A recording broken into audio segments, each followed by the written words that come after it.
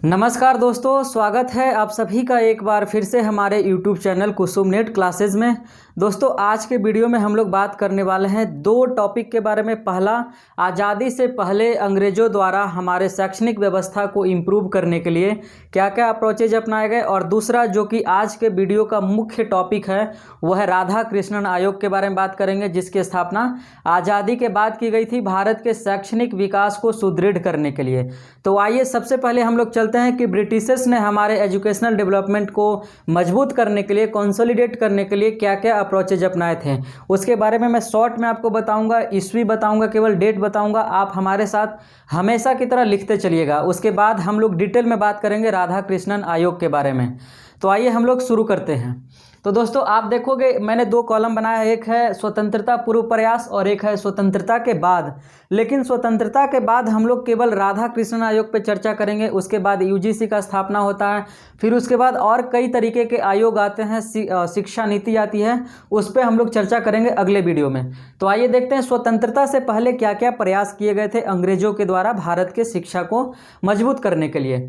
तो पहला चीज़ कि जब अंग्रेज चल करके आते हैं तो वो हम 1757 के बाद, 1764 के बाद हमारे प्रशासनिक व्यवस्था पे, राजनीतिक व्यवस्था पे नियंत्रण स्थापित कर लेते हैं। लेकिन 1813 से ये लोग हमारी शैक्षणिक व्यवस्था पे ध्यान देना शुरू करते हैं और हमारे एजुकेशनल डेवलपमेंट के लिए और एजुकेशनल जो हमारा स्फेयर चल रहा था उसके विकास के लिए उन्होंने सबसे पहला जो एक्ट लाया उसको बोलते हैं 1813 का चार्टर एक्ट। तो स्वतंत्रता पूर्व जो प्रयास है, यानी कि आप इसमें ये नहीं जाएं, आप बहुत पीछे नहीं जाना है आपको, बस आपको इतना पीछे जाना है कि जब अंग्रेज आ रहे हैं, ये जितने भी अप्रोचेज हैं वो अंग्रेज के द्वारा अपनाए गए हैं। यहाँ तक क्लियर है। तो पहला जो प्रस्ताव उन्होंने लाया है वो 1813 का चार्टर एक्ट है। दूसरा उन्होंने लाया लॉर्ड मैकॉले ने, और वो 1835 में एक उन्होंने उसको मैकॉले मिनट के नाम से जाना जाता है, जो कि 1835 में लाया गया था। और ये लॉर्ड मैकॉले ने लाया था। अंग्रेजी शिक्षा पे प्रत्येक साल 1 लाख रुपया खर्च करने का प्रस्ताव था। तो ध्यान रखिएगा, आपसे सवाल यह पूछा जाता है कि मैकॉले मिनट कब लाया गया था, तो 1835 में लाया गया था। ठीक है। और इसमें बोला गया था कि किस शिक्षा पे खर्च करने के लिए 1 लाख रुपया की बात की थी मैकॉले ने, तो आप कह सकते हैं अंग्रेजी शिक्षा पे खर्च करने के लिए प्रत्येक साल 1 लाख रुपए की बात की थी लॉर्ड मैकॉले ने। और तीसरा उन्होंने अप्रोच जो अपनाया वो वुड डिस्पैच के नाम से जाना जाता है। आपसे सवाल यह आएगा कि वुड डिस्पैच कब आया था, तो आप टिक करेंगे 1854 ईस्वी में आया था। और उसके बाद चौथा जो अप्रोच है वो है हंटर कमीशन, जिसको आप हंटर आयोग बोलते हैं। तो उन्होंने चौथा जो अप्रोच अपनाया था वो था हंटर आयोग, जो कि 1882 से 1883 के बीच आता है। और उसके बाद अगला अप्रोच है इंडियन यूनिवर्सिटीज़ एक्ट। आप देखोगे कि ये जो भारतीय विश्वविद्यालय अधिनियम है वो 1904 में आता है, और इसके ठीक 1 साल बाद यानी 1905 में भारत का बंगाल विभाजन होता है। ठीक है, यहाँ तक क्लियर है। और 1905 का ही एक मैंने आपको बताया था उस समय वर्ल्ड में एक लड़ाई हुआ था रूस और जापान के बीच में, जिसमें जापान रसिया को हरा देता है। ठीक है, यहाँ तक क्लियर है। आगे आते हैं छठे पॉइंट पे, और छठा पॉइंट है हमारा सैडलर आयोग लाया गया था। ठीक है, तो सैडलर आयोग लाया गया था 1917 से 1919 में। आप देखोगे कि 1919 में ही भारत शासन अधिनियम लाया जाता है, और 1919 के अधिनियम के तहत ही भारत के प्रांतों में द्वैध शासन को लागू कर दिया जाता है, जो कि मैं पिछले वीडियो में मैंने आपको बताया था। तो यहाँ ध्यान रखिए कि सैडलर आयोग 1917 से 1919 के बीच लाया गया था। और सातवां जो अप्रोच है वो है हार्टोग कमेटी, जो कि 1929 में लाया गया था। ठीक है, अब 1929 वह पीरियड है जब सविनय अवज्ञा आंदोलन हमारे यहाँ शुरू होने वाला है। और आगे आते हैं, अगला जो प्रस्ताव है वो वर्धा योजना था, जो कि महात्मा गांधी ने मिल करके ब्रिटिशर्स के साथ लाया था, और वो 1937 का अप्रोच है। ठीक है, यहाँ तक क्लियर है। और आगे आते हैं, लास्ट का जो अप्रोच है आज़ादी से पहले का वो है सार्जेंट प्लान, सार्जेंट योजना, और ये लाया गया था 1944 में, यानी कि द्वितीय विश्व युद्ध जब चल रहा था। ठीक है, उसी समय ब्रिटिशर्स हमारे यहाँ एक योजना लेकर के आते हैं जिसको सार्जेंट योजना बोलते हैं। ठीक है, यहाँ तक क्लियर है। तो अब हम लोग बात करेंगे राधा कृष्णन आयोग के बारे में। राधा कृष्णन आयोग के बारे में सबसे पहले आप ये याद रखिए कि राधा कृष्णन आयोग की स्थापना आज़ादी के बाद नवंबर 1948 में की गई थी। इसका गठन कब किया गया था? नवंबर 1948 में इसका गठन किया गया था, और नवंबर 1948 से लेकर के 1949 तक ये आयोग चला, और इसी बीच में इन लोगों ने जांच पड़ताल किया। उसके बाद अपनी सिफारिशें जो थी वो भारत सरकार को दे दी। और उन्होंने क्या क्या सिफारिश किया था उसके बारे में एक एक पॉइंट हम बताते हैं आपको।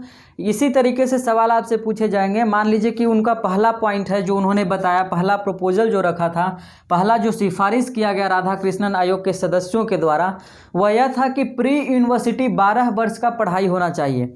जैसे आप अभी भी देखते हो कि यूनिवर्सिटी में आप जाते हो कब, जब आप ग्रेजुएशन में एडमिशन लेते हो, तो इनका कहना था कि ग्रेजुएशन में एडमिशन लेने के पहले किसी भी बच्चे का मिनिमम 12 साल का पढ़ाई हुआ रहना चाहिए। ठीक है, जैसे अभी क्या होता है, अभी भी हम लोग उसी पढ़ाई से निकल कर आए हैं, किसके, राधा कृष्णन आयोग की सिफारिश के तहत ही। जैसे हम लोग ग्रेजुएशन में एडमिशन लेने से पहले 10 साल तक पढ़ते हैं, हम लोग 10th का एग्ज़ाम देते हैं, उसके बाद 2 साल हम लोग इंटरमीडिएट करते हैं, उसके बाद हम लोग विश्वविद्यालय में जाते हैं। तो यह जो प्रस्ताव लाया गया था वह राधा कृष्णन आयोग के द्वारा लाया गया था। ठीक है, यहाँ तक क्लियर है। और आगे आते हैं, दूसरा पॉइंट इन्होंने कहा कि हायर एजुकेशन, यदि आप उच्च शिक्षा हासिल करते हैं तो उसके 3 उद्देश्य होने चाहिए। क्या क्या उद्देश्य होने चाहिए? पहला, एक तो सामान्य शिक्षा होना चाहिए, उसमें उसके एक सामान्य उद्देश्य होने चाहिए। दूसरा, उसमें गवर्नमेंटल एजुकेशन होना चाहिए, सरकारी शिक्षा होना चाहिए, सरकारी उद्देश्य होना चाहिए। और तीसरा उन्होंने कहा कि वो जो हायर एजुकेशन आप प्राप्त कर रहे हैं वो कॉमर्शियल भी होना चाहिए, व्यावसायिक भी होना चाहिए, रोजगार परक भी होना चाहिए। ठीक है, तो ये 2 पॉइंट आपने नोट कर लिया। और आगे आते हैं तीसरे पॉइंट पे। तीसरा पॉइंट उन्होंने कहा कि प्रशासनिक सेवा के लिए मिनिमम स्नातक होना ज़रूरी है। जैसे आप अभी भी यूपीएससी का तैयारी करते हो या बीपीएससी का एग्ज़ाम देते हो, यूपीपीसीएस देते हो या किसी भी स्टेट लेवल का पीसीएस देते हैं आप, तो आपको एडमिनिस्ट्रेटिव ऑफिसर बनने के लिए भारत में अभी भी मिनिमम ग्रेजुएट होना ज़रूरी है। तो आप देखोगे कि यह जो प्रस्ताव है वह राधा कृष्णन आयोग की ही सिफारिश थी और इसको हम लोग अभी तक पालन कर रहे हैं, चाहे यूपीएससी हो या देश की कोई और भी संस्था हो, इसका पालन कर रही है, इसी के तहत चल रही है। और आगे आते हैं, चौथा जो पॉइंट है, उन्होंने चौथा जो सिफारिश रखा था वह कहा था कि भारत में ग्रामीण विश्वविद्यालय का स्थापना होना चाहिए। ऐसा क्यों कहा था दोस्तों? क्योंकि उससे पहले 1916-17 में रविंद्रनाथ टैगोर ने कलकत्ता के शांति निकेतन में, पश्चिम बंगाल के शांति निकेतन में एक विश्वविद्यालय का स्थापना किया था जिसका नाम था शांति निकेतन विश्वविद्यालय। अभी यह पश्चिम बंगाल का एकमात्र केंद्रीय विश्वविद्यालय है। यह सवाल यूजीसी नेट पेपर 1 में हायर एजुकेशन वाले चैप्टर से आ सकता है कि पश्चिम बंगाल का एकमात्र कौन सा विश्वविद्यालय है जो केंद्रीय विश्वविद्यालय है, तो वह है शांति निकेतन विश्वविद्यालय। और शांति निकेतन विश्वविद्यालय की स्थापना रविंद्रनाथ टैगोर ने करवाई थी। ठीक है, तो इन्होंने कहा, राधा कृष्णन आयोग के सदस्यों की सिफारिश थी कि भारत में शांति निकेतन जिस तरीके से ग्रामीण विश्वविद्यालय है उसी तरीके से जामिया ग्रामीण विश्वविद्यालय के रूप में डेवलप किया गया था। तो उन्होंने कहा कि शांति निकेतन एवं जामिया के अनुसार ही उसी के जैसे भारत में और कई तरीके के ग्रामीण विश्वविद्यालय का स्थापना करना चाहिए। आप देखोगे कि भारत में अभी जितने भी विश्वविद्यालय हैं लगभग उन सारे के सारे कैंपस कंप्लीट रूप से अर्बन हैं, लेकिन पश्चिम बंगाल का शांति निकेतन एक ऐसा विश्वविद्यालय है जहाँ का जो माहौल है, जहाँ का जो कल्चर है वो पूर्ण रूपेण ग्रामीण है, अभी भी वो अर्बनाइज नहीं हुआ है। आपको कभी मौका मिले तो आप वहाँ विजिट करके देख सकते हैं, वहाँ अभी भी पढ़ाई पेड़ के नीचे हो रहे हैं। तो आगे आते हैं हम लोग 5वें पॉइंट पे। और 5वां पॉइंट उन्होंने कहा कि कॉलेज में मैक्सिमम 1000 स्टूडेंट होना चाहिए। इन्होंने कहा कि एक कॉलेज में मैक्सिमम 1000 स्टूडेंट होना चाहिए। ऐसा इसलिए कहा ताकि इनका मानना यह था कि 1000 से ज़्यादा बच्चे होते हैं तो कॉलेज में पढ़ाई में बहुत तरीके की दिक्कत आते हैं, बहुत तरीके की परेशानियों का सामना करना पड़ता है। तो इन्होंने एक लिमिटेशन रखा, एक सीमा रखा और कहा कि किसी भी महाविद्यालय को मैक्सिमम 1000 बच्चे को एडमिशन लेना चाहिए प्रत्येक साल। उसके बाद फिर आप 1000 बच्चे का एडमिशन ले सकते हैं। तो ये 5वां जो सिफारिश था वो कहा था एक कॉलेज में मैक्सिमम 1000 स्टूडेंट होने चाहिए। आपसे यदि इस तरीके का सवाल आ जाता है कि भारत में आज़ादी के बाद कौन सा ऐसा आयोग का गठन किया गया जिसकी सिफारिश थी कि एक महाविद्यालय को अपने यहाँ 1 साल के अंदर सिर्फ और सिर्फ या मैक्सिमम 1000 स्टूडेंट को एडमिशन लेना चाहिए, तो वो आप कह सकते हैं कि राधा कृष्णन आयोग की सिफारिश थी जिसकी स्थापना नवंबर 1948 में की गई थी। यहाँ तक क्लियर है? आगे आते हैं, उन्होंने कहा कि एक आयोग होना चाहिए जो यूजीसी की स्थापना, मतलब उन्होंने नाम बताया। जैसे भारत में कई तरीके के विश्वविद्यालय चल रहे थे, तो उन विश्वविद्यालय को जो देख रेख करने के लिए किसी भी तरीके का कोई आयोग नहीं था। तो राधा कृष्णन आयोग ने सिफारिश किया कि भारत में जितने भी विश्वविद्यालय चल रहे हैं, वो चाहे गवर्नमेंट हो या फिर प्राइवेट यूनिवर्सिटीज़ हों, डीम्ड यूनिवर्सिटीज़ हों, किसी भी तरीके के यूनिवर्सिटीज़ हों, उनकी देख रेख के लिए भारत में एक आयोग का स्थापना होना चाहिए। और उस आयोग का नाम उन्होंने बताया कि उसका नाम यूनिवर्सिटी ग्रांट कमीशन होना चाहिए, विश्वविद्यालय अनुदान आयोग। जैसे आप नेट की तैयारी कर रहे हैं तो आप जीआरएफ करेंगे तो आपको जो स्कॉलरशिप मिलता है वह उसी यूजीसी के तहत मिलता है, यूनिवर्सिटी ग्रांट कमीशन प्रोवाइड करती है। तो उसी यूजीसी की बात की थी, उसी यूजीसी की स्थापना की सिफारिश की थी किसने? राधा कृष्णन आयोग ने। यहाँ तक क्लियर है।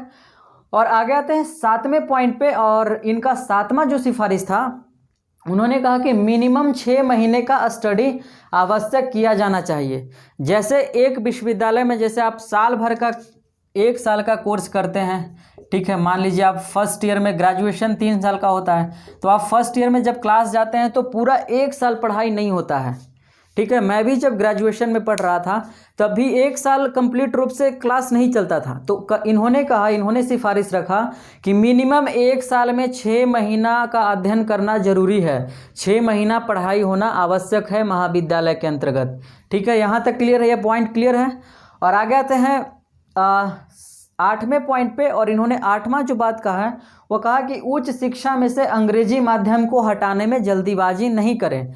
आप देखोगे कि जब भारत आज़ाद हुआ तो उसके बाद हमारे यहाँ कई तरीके के स्टेट का गठन हुआ जो भाषा के आधार पे हुआ है, और उससे पहले भी भाषा के आधार पे अलग होने के लिए कई तरह की लड़ाइयाँ चल रही थी भारत में।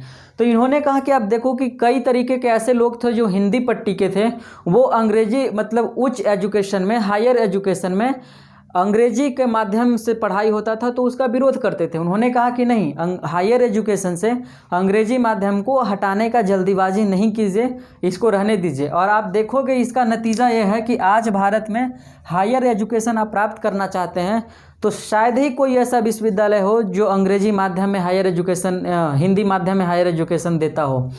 99.9 यूनिवर्सिटीज़ अभी इंडिया में हैं जो कि जहाँ से आप हायर एजुकेशन हासिल करोगे तो आपको अंग्रेजी माध्यम में ही पढ़ना पड़ेगा। बट लोग फिर भी हिंदी दिवस, हिंदी को माँ मानकर बैठे हुए हैं, और हिंदी के डेवलपमेंट के लिए हमारे यहाँ कुछ भी नहीं किया जाता है। हायर एजुकेशन तो आप सपनों में भी नहीं सोच सकते हैं कि हिंदी में आप हासिल करेंगे।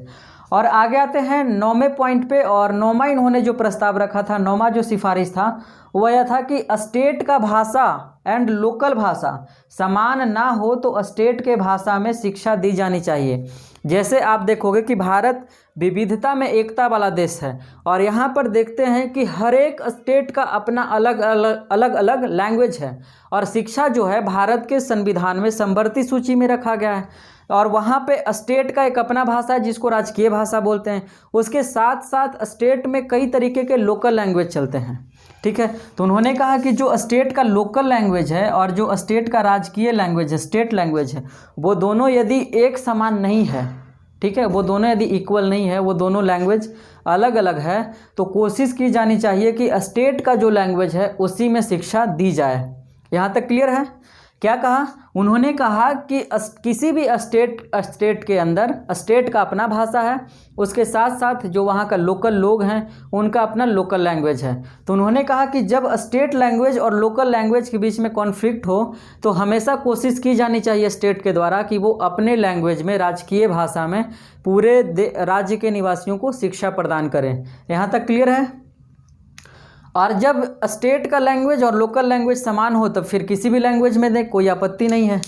और आगे आते हैं 10वां, जो इनका 10वां इनका प्रस्ताव नहीं था। आप ये समझो कि 10वां, ये 9 पॉइंट जो इन्होंने बोला उसका रिजल्ट था 10वां पॉइंट। और रिजल्ट क्या था कि इतने सारे सिफारिशों को माना गया, और साथ में इन्होंने जो 6ठे नंबर की सिफारिश की थी कि भारत में विश्वविद्यालय को देख रेख करने के लिए एक आयोग का होना ज़रूरी है। इन्हीं के अनुशंसा पे, इन्हीं के सजेशन पे और राधा कृष्णन आयोग के सिफारिश पे ही, उन्हीं के सलाह पे आगे चल करके 1953 में, ठीक है, आज़ादी के कितने साल बाद, हम लोग 1947 में आज़ाद हो रहे हैं और 53 में हमारे यहाँ यूजीसी का गठन हो रहा है। यानी कि 6 साल बाद, आज़ादी के 6 साल बाद राधा कृष्णन आयोग की सिफारिश पर भारत में यूनिवर्सिटी ग्रांट कमीशन का स्थापना किया गया, यूजीसी का स्थापना किया गया, जिसको आप हिंदी में विश्वविद्यालय अनुदान आयोग कहते हैं, जिसका काम था विश्वविद्यालय को देखरेख करना, ठीक है, और विश्वविद्यालय को मान्यता प्राप्त करना, जीआरएफ, एसआरएफ वगैरह जो जितने भी रिसर्च स्कॉलर हैं उनको स्कॉलरशिप प्रोवाइड करना।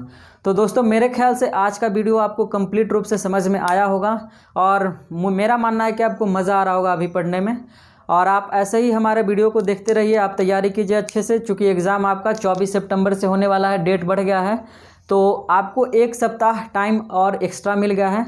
आप अभी क्या करें कि अभी ज़्यादा से ज़्यादा ध्यान आप अपने पेपर 1 पे दें और साथ ही आप अपने पेपर पे भी ध्यान दें, लेकिन पढ़ने पे नहीं, बल्कि प्रीवियस ईयर में जितने भी सवाल पूछे गए हैं या फिर आपको लगता है कि इस टॉपिक से ज़्यादा सवाल पूछे जाते हैं, उन टॉपिक को आप बारीकी से संक्षिप्त रूप से अभी अध्ययन कर लीजिए, लेकिन प्रीवियस ईयर का ज़्यादा ध्यान दीजिए, ज़्यादा ध्यान रखिए।